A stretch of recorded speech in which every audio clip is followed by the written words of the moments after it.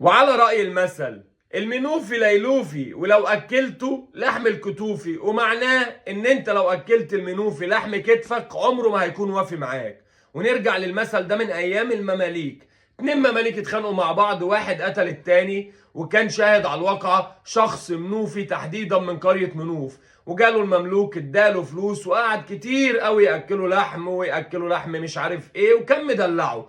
وقال له بس يوم ما القاضي يطلب شهادتك ما تقولش ان انا قتلت. وفعلا جت يوم المحكمة والقاضي قال له قول والله اقول الحق.